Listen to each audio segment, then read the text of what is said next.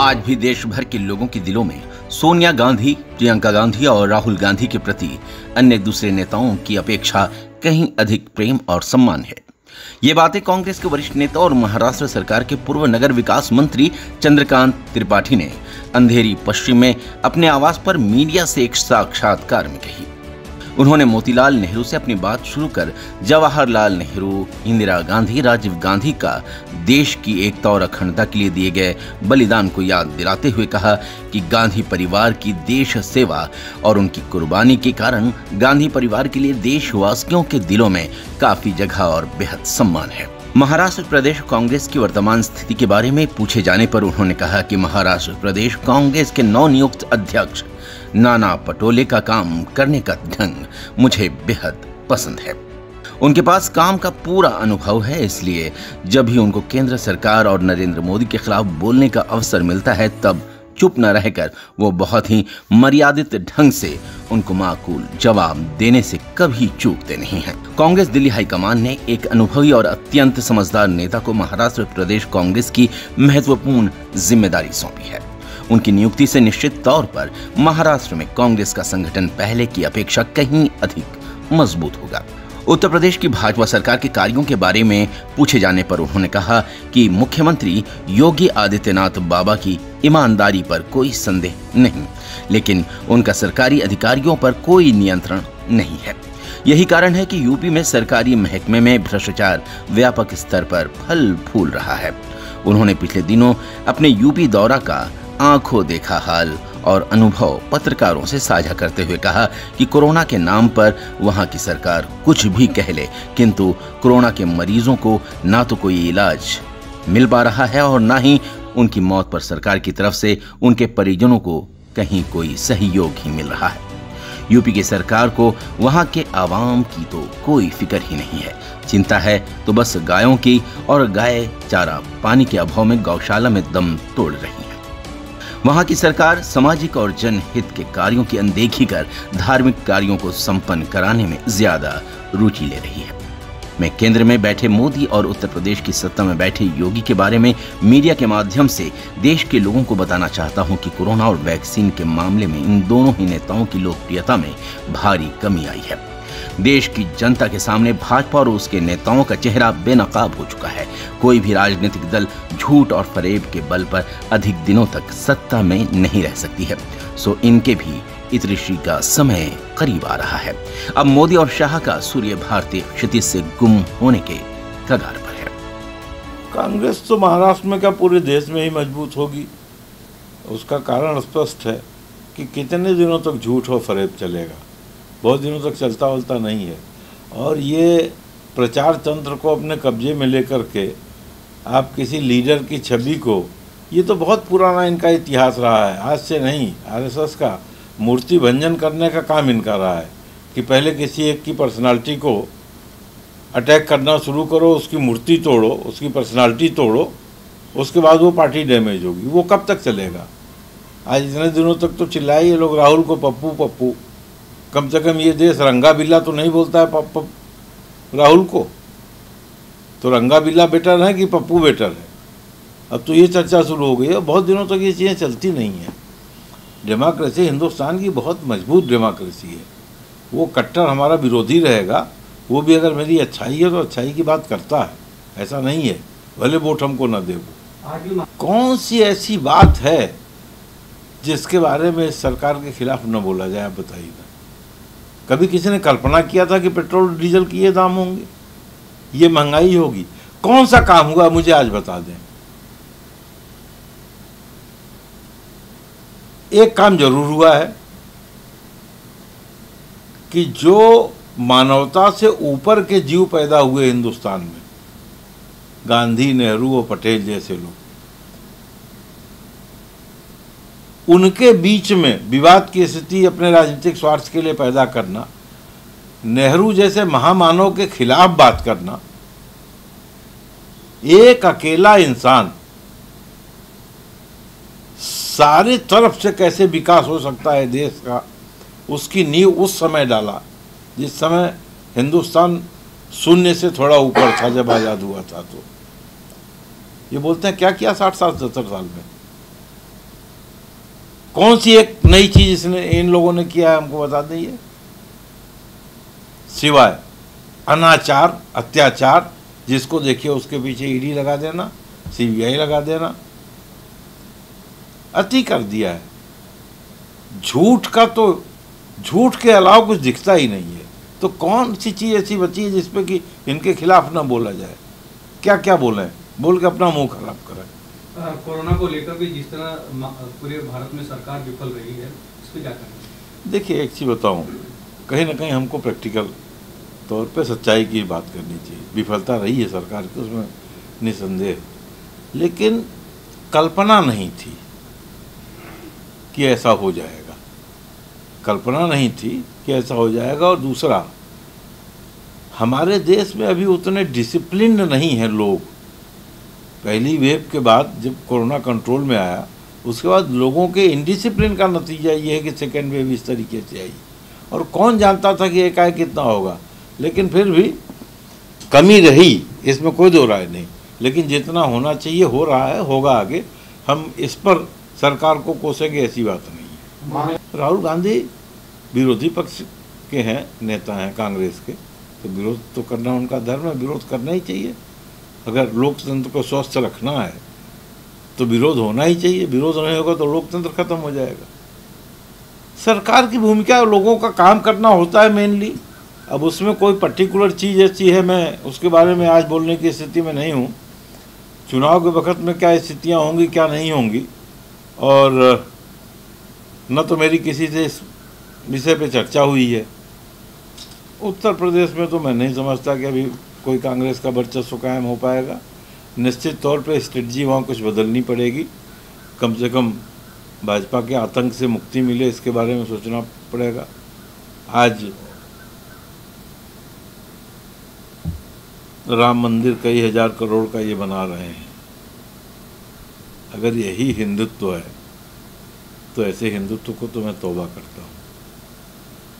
वह आस्था के लिए आप मंदिर बनाइए, और हजारों करोड़ रुपया जो कई बार इकट्ठा किया आपने, अगर आप सही हिंदू हैं तो उसको लोगों के जनहित के काम में लगाइए। मैं अभी मेरे बहनोई का देहांत हुआ था, मैं गया था गांव में। सारे सिम्टम ये थे कि कोरोना से देहांत हुआ है, लेकिन कहीं दर्ज नहीं हुआ। 7-8 मौतें मैंने देखी, सारे सिम्टम ये है कि कोरोना से मौत हुआ, कहीं दर्ज नहीं हुआ। अब राजनीति में योगी जी बेचारे न भगवाधारी रहे न खद्दरधारी रहे, दोनों के बीच में। अब उनसे क्या उम्मीद कर सकते हैं? लेकिन झूठे आंकड़े देना ये गलत परंपरा है। ये नेहरू और गांधी की विचारधारा नहीं थी कि आप झूठे आंकड़े पेश करो।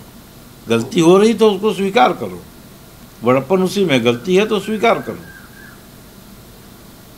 अब कोशिश मैं कर रहा हूँ सोनिया गांधी या राहुल गांधी से मुलाकात करने की। एक बारी अगर उनसे मुलाकात होगी तो अपनी बातें वहाँ रखूँगा। उसके पहले प्रेस को बोलना मैं उचित नहीं समझता। महाराष्ट्र में मुझे किसी चीज़ की अपेक्षा नहीं, मेरी अनदेखी कौन करेगा। नया महाराष्ट्र का जो अध्यक्ष बना है, मुझे अच्छा लगता है कि एक अच्छे आदमी को अध्यक्ष बनाया, एक्टिवली काम कर रहा है और बहुत पॉजिटिव सोच के व्यक्ति हैं, तो ये अच्छी बात हुई है। मैं इससे प्रसन्न हूँ नाना पटोले के महाराष्ट्र अध्यक्ष बनने से। और यहाँ भी अच्छे, यहाँ पर भी अच्छे अशोक चौहान और बाला साहब थोराट जैसे अच्छे लोग मंत्रिमंडल में जिनको अनुभव है। अशोक चौहान तो मुख्यमंत्री रह चुके हैं और महाराष्ट्र को बहुत अच्छी तरीके से समझते हैं। अब अभी तो जुमा 4 दिन हुआ है बने हुए, उनके बारे में क्या कहेंगे? शुभकामना है मेरी। और इन्होंने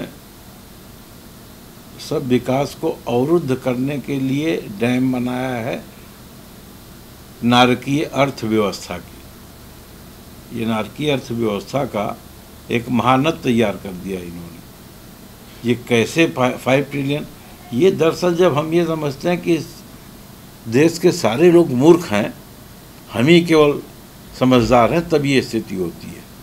मैं बीजेपी के नेताओं से आग्रह करूंगा, आपके यहाँ इतने अच्छे अच्छे लोग हैं, अच्छे कद के लोग हैं, उनको आगे आना चाहिए इन चीज़ों को रोकने के लिए। नितिन गडकरी जैसे आदमी का मैं विरोध नहीं कर सकता कभी। इस तरह के लोग हैं। राजनाथ सिंह इतने सीनियर नेता, इतने जानकारी रखने वाले नेता, आज वो भी केवल कुर्सी के लिए खामोश हैं, सारी बेइज्जती सह करके और सब कुछ देखते हुए। ये दल से ऊपर उठ करके देश की बात करनी चाहिए। अब ये 3-4 आते हैं जो टीवी पे दिखते हैं, उनका तो नाम भी लेना मैं उचित नहीं समझूंगा, वो इस काबिल नहीं कि उनका नाम लिया जाए। कितना गंदा कर दिया। आज टीवी मीडिया पे जो डिस्कशन होता है उसका स्तर देखिए कितना गिर गया है, तरस आती है। अब आप सोचिए, रजत शर्मा जैसा पत्रकार, पत्रकारिता में एक बहुत बड़े मुकाम वाले आदमी हैं रजत शर्मा, लेकिन आज रजत शर्मा जैसा पत्रकार, ऐसा लगता है कि जैसे मोदी का चैनल चला रहे हैं। कष्ट होता है, क्योंकि टॉप के जो कुछ पत्रकार रहे हैं, रजत शर्मा उनमें से एक रहे हैं इस देश के। आज इक्के दुक्के लोगों को छोड़ दीजिए तो बाकी पत्रकारिता। एक दिल्ली में मुसलमानों की धर्म संसद हुई थी, क्या बोलते थे उसको, जो कोरोना फैला जहाँ से बहुत अल्लाह किया, जमातियों को लेके कुंभ में क्या किया, कहाँ गई रूबिका लियाकत, बहुत बड़ी पत्रकार बनती है, कहाँ गया उसका चैनल। उत्तर प्रदेश में जो संख्या है, मैं दावे के साथ कह सकता हूं कि उससे 8 गुना से 9 गुना ज्यादा लोगों की मौत हुई है। कहाँ गए ये पत्रकार? जरूरी था पंचायत का चुनाव कराना। देश की चिंता अगर इनको होती तो ममता बनर्जी को समाप्त करने के लिए आप बंगाल का चुनाव टालने की बात करते, कौन पार्टी आपको ना बोलती संसद में? अगर देश की चिंता होती तो ये चुनाव और कुंभ होता। प्रज्ञा ठाकुर बोलती है कि गोमूत्र से कैंसर ठीक कर देगी, खुद की एलोपैथी का इलाज करा रही है। सारे नकारा लोग, जिनको समाज में स्थान नहीं था, किसी चीज का ज्ञान नहीं, भगवा और साधु का वस्त्र धारण करके भगवा वस्त्र को बदनाम करने की कोशिश की, वो तो इनके कार्यकर्ता हैं। इनसे हम और उम्मीद क्या करेंगे? इनसे इसके अलावा और उम्मीद कर ही नहीं सकते कुछ हम। आप गोरक्षा की बात करते हो, आज जाके स्थिति देखिए उत्तर प्रदेश में, भूख से मर रही हैं गायें। आप गौशाला प्रबंधन तो करो गोरक्षा।